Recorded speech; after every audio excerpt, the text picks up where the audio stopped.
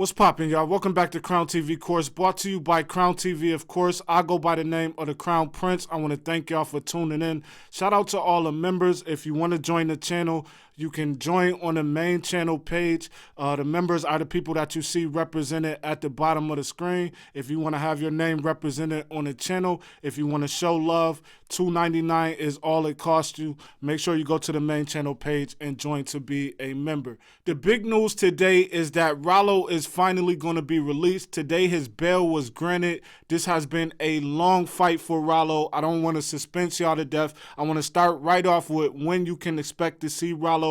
He is scheduled to appear in court on July 10th.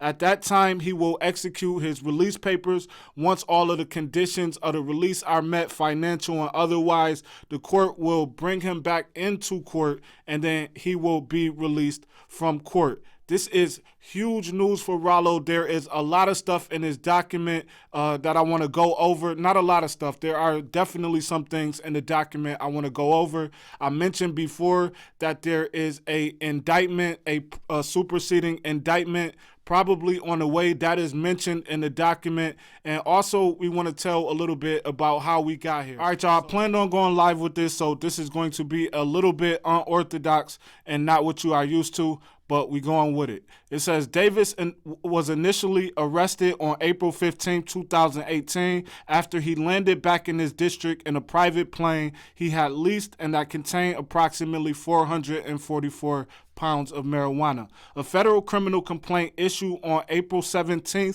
2018 charged him and others in two separate counts with conspiring to possess with intent to distribute marijuana in December 2017, count 1, and April 2018 on count 2. In April 24, 2018 indictment charged him and others with conspiracy to possess with intent to distribute and possession with intent to distribute over 100 kilograms of marijuana in December 2017, counts 1 and 2, and conspiracy to possess with intent to distribute and possession with intent to distribute over 100 kilograms of marijuana in April 2018, counts 3 and 4. On April 24, 2018, the court granted the government's detention motion, concluding that there was no condition or set of conditions that could reasonably assure the safety of the community. Davis then moved for reconsideration of the detention order, and the government filed an amended motion for detention. On May 15, 2018, following a hearing, the court denied Davis's motion and granted the government's motion.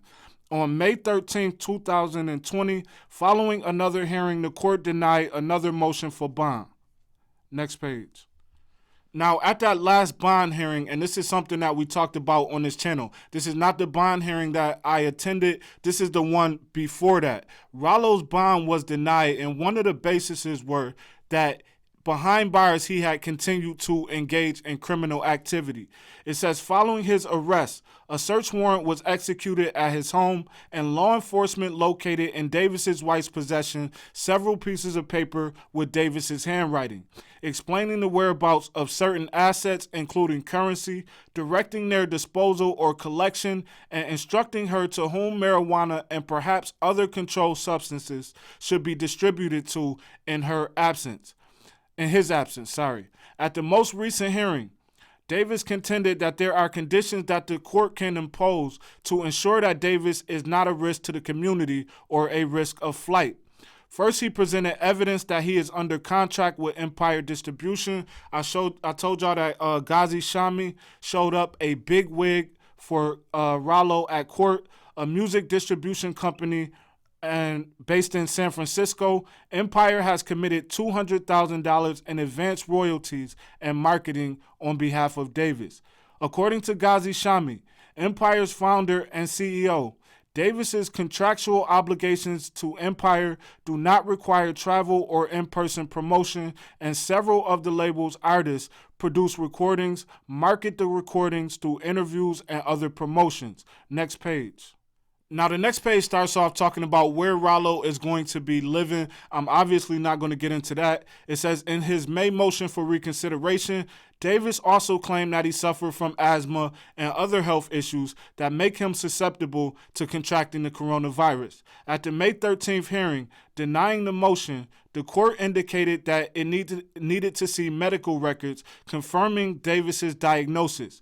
In the most recent hearing, although Davis argued that he has asthma and needs to breathe into a bag for relief, he presented no medical records. He also did not introduce any evidence about the conditions at the Clay County, Alabama detention facility. So those are the things that got us to this point. There were also some things in there that Ralo introduced in this last hearing that made this judge feel comfortable with giving Ralo a bail. For example, Ghazi Shami's presence, also where Ralo would be living and who he was living with. It's none of your business. And he also goes on in this document to talk about Jimmy Martin, who is going to be the head of security, who is somebody that I got a chance to talk to when I was in court. It talks about all of his requirements that he is going to have to the court to keep them updated on Ralo's whereabouts. Now, I told y'all that this document goes into what we were talking about before with the superseding indictment.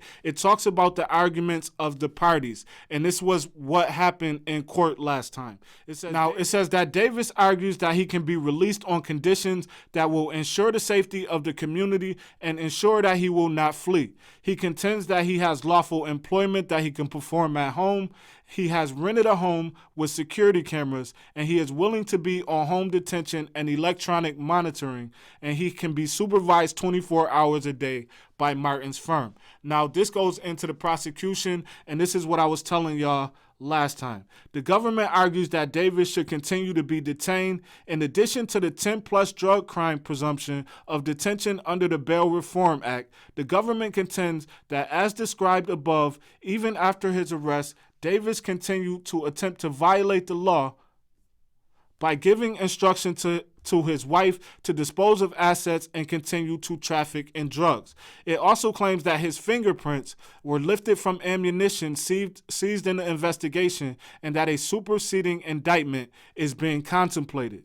It also contends that while in pretrial detention custody in April of 2019, Davis unlawfully possessed a cell phone, which is contraband under federal law.